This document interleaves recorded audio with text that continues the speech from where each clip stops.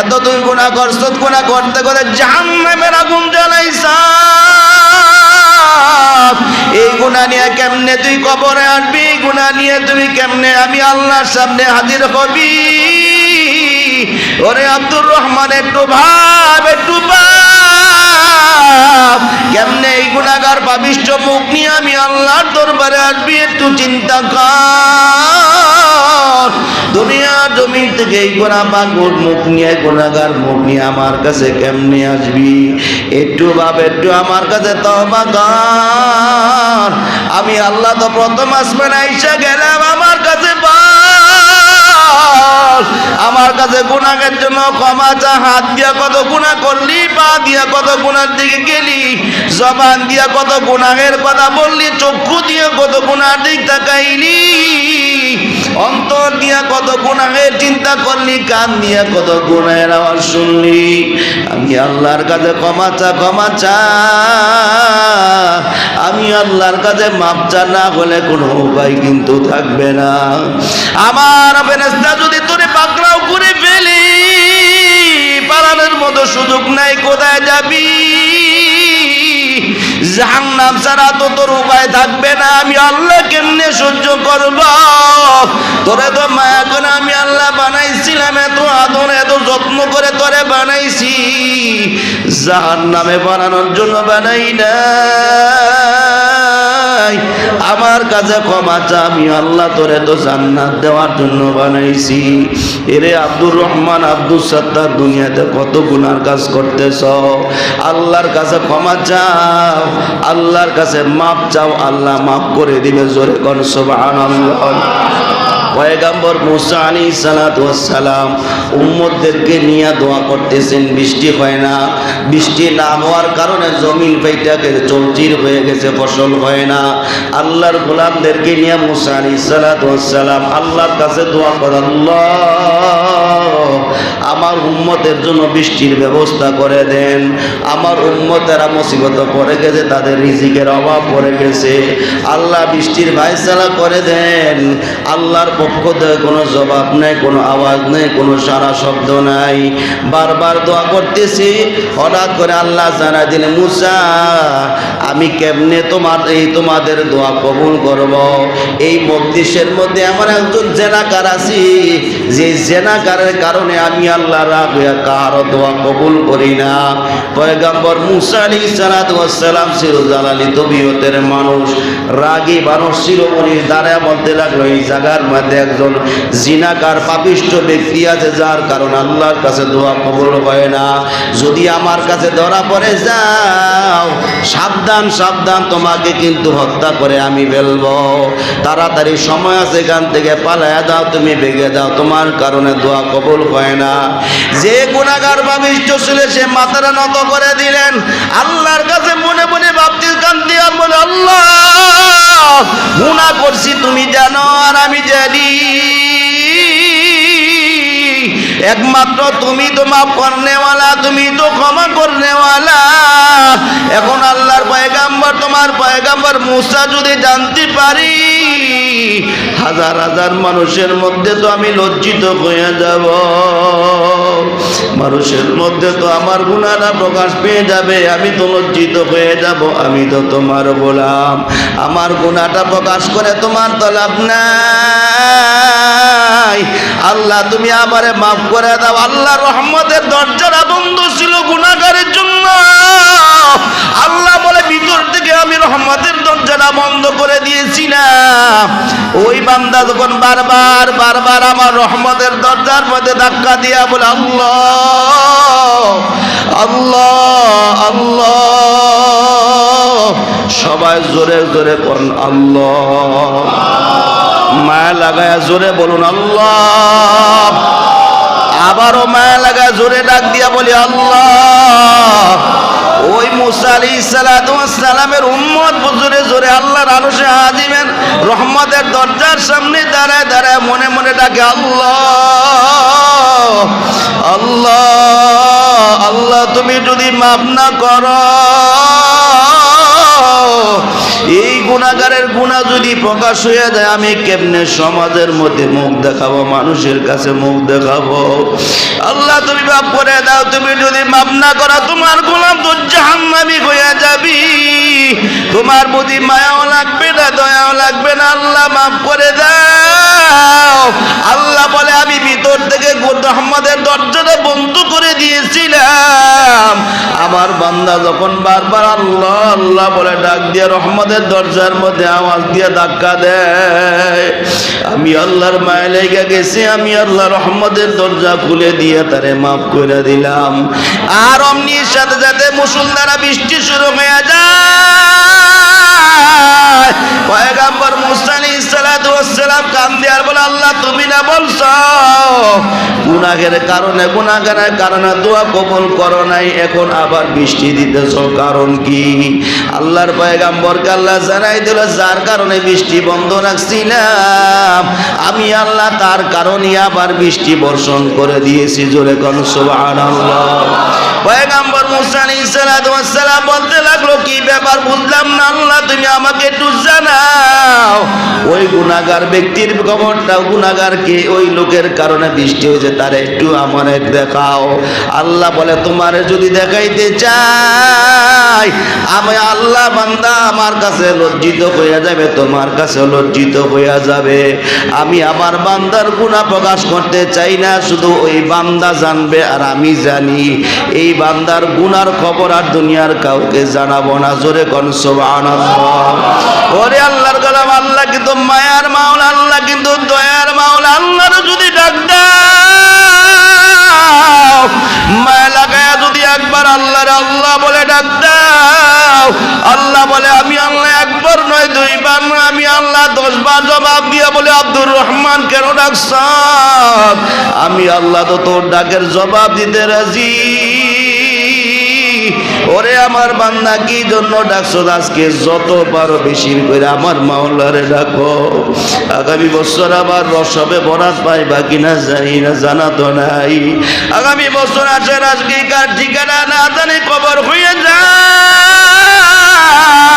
কার দরজায় না জানি আজাইল আসিয়া হাজির হইয়া খপ করে দুনিয়া পালায়। শৈশলে 360টা জোড়া টাস টাস করে সিটি নিয়ে যায়। কি হবে আমার একটু বাবা, কোথায় যাইবা, কেমনে যাইবা আল্লাহর দরবারে এই গুণে নিয়ে কেমনে যাইবা? এই বাড়ির মায়া করে কি লাভ হবে? সন্তানের মায়া করে তো কোনো লাভ নাই, এই সম্পদের মায়া করে তো কোনো লাভ নাই। কিছু সঙ্গে নিতে পারবা না, খালি হাত নিয়ে অন্ধকার কবরে যাওয়া লাগবে।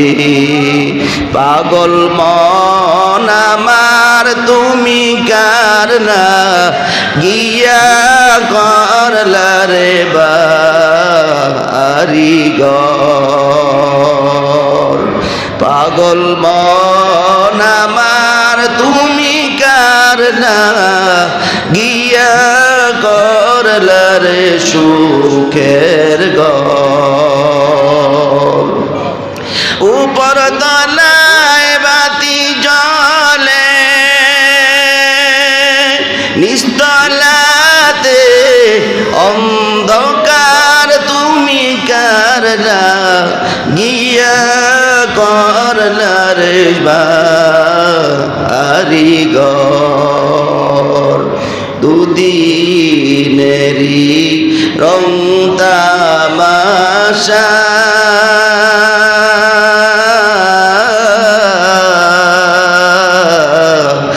আরো যত স্বপ্ন আশা আজরাইলে মারলে তাবা, আজরাইলে মারলে তাবা পাইবা না পথ পালাবার তুমি কার না গিয়া করলা রে বাড়িঘর। পাগল মন আমার তুমি করলা গিয়া করলা রে সুখের ঘর। ও আমার ভাই, ও বৃদ্ধ বাবারা, যুবক ভাইরা, বৃদ্ধ বাবারা, একটু চক্ষুটাকে বন্ধ করে মনে বোঝা, মন কোন সময় না জানি অন্ধকার কবরে যাওয়ার ডাক আসিয়া যায়। আগামী বছর আবার বাঁচতে পারবো কিনা জানি না, সবে বরাত পাবো কিনা জানি না। একটু মোরাকাবার হালাতে বসো, চক্ষুটাকে বন্ধ করা, মনে বোঝা মন। এই সময় যদি আজরাইল আমার সামনে আসি হাজির হয়ে যায়, আমার কি অবস্থা হবে? আমি তো গুনাহ করতে করতে আমার গোটা দেহটা জাহান্নামী বানাইলাম। আমি এত গুনাহ করছি, নিজেই লজ্জিত, এই গুনাহ নিয়ে কেমনি আল্লাহর দরবারে যাবা? আমি নিজেই তো ভাবলি, নিজেই তো বুঝি জাহান্নাম ছাড়া আমার কোনো উপায় নাই, তওবা করার সুযোগ পাই নাই। গুনাহ নিয়ে যদি কবরে যাওয়ার ডাক আসিয়া যায়, আজরাইল যদি সামনে আসিয়া হাজির হয়ে যায়, আজরাইল তো আমার সামনে আসিয়া আমাকে সুযোগ দিবে না, এক মুহূর্ত সুযোগ দিবে না। আজরাইল বলবে তোমারে নেওয়ার জন্য আসছি, চল আল্লাহর গোলাম, তোরে নেওয়ার জন্য আসছি। তখন তুমি বলবা আমার সময় দাও। আল্লাহ আমাকে দৈনিক 5 বার মসজিদে ডাকছে, একবারও যাইতে পারি নাই। আমাকে আল্লাহ রাব্বুল আলামিন ইজতেমায় ডাকছে, তকদির ইজতেমায় যাইতে পারি নাই। কোরআন হাদিসের মাহফিলও ডাকছিল, যাইতে পারি নাই। আমি কাউজারির ময়দানে যাওয়ার জন্য ডাকছিল, যাইতে পারি নাই। আল্লাহ ওয়ালাদের মিলন মেলে যাওয়ার জন্য কত ডাকছে, যাইতে পারি নাই। আমাকে কত ওয়াজের ময়দানে যাওয়ার জন্য ডাকছিল, যাইতে পারি নাই। কত মসজিদে আল্লাহ দৈনিক 5 বার আমার ডাকছে, একবারও যাইতে পারি নাই। আল্লাহর কাছে যতই সময় আজরাইলের সামনে যতই বলবা, আজরাইল বলবে একবারও তোমার সময় দেওয়া হবে না, এক মুহূর্ত সময় দেওয়া হবে না। এরে আল্লাহর গোলাম, আজরাইল তোমাকে খপ করে ধরিয়া ফেলাইয়া শরীরে এসে একটা নয়, দুইটা নয়, 360টা জোড়া টাস করে সিটে নিয়ে যাবি। হাতের সংযোগ নাই, পায়ের সংযোগ নাই, চোখের সংযোগ নাই, সব সংযোগ বিচ্ছিন্ন করে দেওয়া হবে। যে বাড়ির জন্য পাগল হইছ, যেই ঘরের জন্য এত পাগল হই না, যে বিবির জন্য, স্ত্রী সন্তানের জন্য এত পাগল হইয়া গেলা, কিছু কাজে লাগবে না। সবাই ঘর থেকে বের করে নিয়া পুরাতন কাপড় দিয়ে আঙিনার মধ্যে তোমারে ফলায় রাখবি। আত্মীয় স্বজন, ছেলে সন্তান গুলা বাবা বাবা বলে তোমার সামনে ঘুমুরি গায়া পড়বি। একদিকে দেখবা বড়ই পাতার পানি গরম করা শুরু হয়ে গেছি, আরেকদিকে দেখবা কবর খনন করার শুরু হয়ে গেছি। আরেক দল দেখবা কাপড়ের কাপড় কেনার জন্য বাজারে চলে গেছে, কবর খনন করা শেষ হয়ে যাবে, মসজিদ থেকে জানাজার ঘোষণা শুরু হয়ে যাবে। যে বাড়ির জন্য এত পাগল হইলা, ওই বাড়িতে আর 1 ঘন্টা রাখার সুযোগ নাই। যে বিবির জন্য সে এত পাগল হইছ, পর্দারের মা বোনরা, যে বাড়ির জন্য স্বামীর জন্য এত পাগল হইলা, ওই স্বামীও তোমার ঘর থেকে বের করে দিবে, তোমার সন্তানরাও ঘর থেকে বের করে দিবে। আর 1 ঘন্টাও তোমার ঘরে রাখবে না, ঘর থেকে বের করে দিয়া তোমার জানাজা দেওয়ার জন্য প্রস্তুতি নেওয়া হবে। ওই কালো রঙের মশারির মধ্যে ঢুকাইয়া বড়ই পাতার পানি দিয়া গোসল দিয়া তোমার শরীরের মধ্যে দামি কাপড় গুলা ছিঁড়িয়া নিয়া 3 টুকরা সাদা মার্কিন কাপড় চকলেটের মতো করে পেঁচাইয়া তোমার এইবার ঘাটের মধ্যে লইয়া জানাজার ময়দানে জানাজার সামনে হাজির করে দেওয়া হবে। আল্লাহ রসুল বলে গুনাহগার ব্যক্তিদের মুখের বাঁধন যখন খুলে দেওয়া হবে, মুর্দার ব্যক্তি বলে আমার মুখের বাঁধনটা খুলিয়া দাও, আমার ছেলে সন্তানকে একটা নজর ভালো করে দিই কেন, আত্মীয় স্বজন গুলাকে ভালো করে দিই কেন, আর জীবনে কোনোদিন তো দেখা হবে না। ওরে আল্লাহর গোলাম, মুখের বাঁধনটা খুলে দেওয়ার পর মুর্দার ব্যক্তি কান্না শুরু করে দিবি, বলবে তাকায়া দেই কালা, জীবনে আর কোনোদিন তোরা আমারে দেখবি না, আমিও তোদেরকে দেখবো না। এর কলিজার টুকরা সন্তান, তোর জন্য কত কষ্ট করছি, বিবির জন্য কত কষ্ট করছিলাম, এই বাড়ির জন্য কত কষ্ট করছিলাম, আজকে আমাকে একা একা কবরে নিয়ে যাও, আমার কবরে নিয়ে যাও, আমার সঙ্গে তো কেউ নাই। জানাজার ময়দান থেকে এবার জানাজার নামাজ পড়ে কবর ডান পাশে নামাইয়া দুইজন লোকের সহযোগিতায় কবরে নামাই দেও গবি। দুইজন লোক লাভ দিয়া কবর থেকে ওইটা এবার কাঁচাবাজের ছাউনি আর কলপা দিয়া চাপাইয়া চাপায় মাটি দেওয়া শুরু হয়ে যাবে। তাকাই দেখবা কেউ নাই, এখন আমার কবরে কেউ নাই, অন্ধকার, ডান দিকে মাটি পাবে মাটি, নিচে মাটি। এখন আমার ছেলেও নাই, আমার মেয়েও নাই, বন্ধু নাই, বান্ধব নাই, আমার আত্মীয় স্বজন গুলা কোথায়, আমার কোথায় সন্তান, আমার ছেলে কয়, আমার মেয়ে কয়, আমার বিবি কই, আজকে আমার মা কোথায়, আমার বাবা কোথায়? সবাই নিষ্ঠুরের মতো কবরে নামাই দিয়া চলে আসবে, কেউ কবরে বসে দাঁড়াবে না। এরে আল্লাহ বললাম একটু পাবো কি অবস্থাটা এটাই না হবে, যে কবরের সাথী নাই, বাতি নাই, সঙ্গী নাই, সাথী নাই, কেমনে থাকবা ওই অন্ধকার কবরে, কেমনে একা একা থাকব?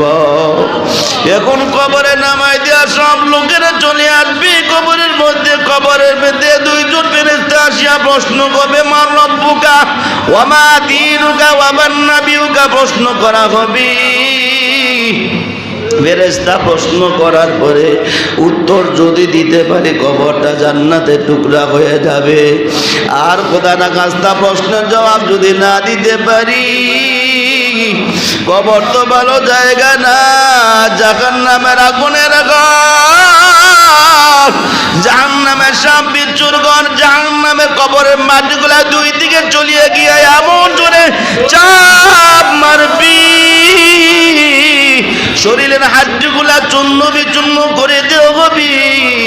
কবরের মধ্যে একটা নয়, দুইটা নয়, জাহান্নামের সাপ বিচ্ছুগুলা আসিয়া যাবে, জাহান্নামের কালো আগুনগুলা দাউ দাউ করে জ্বলা শুরু হয়ে যাবে।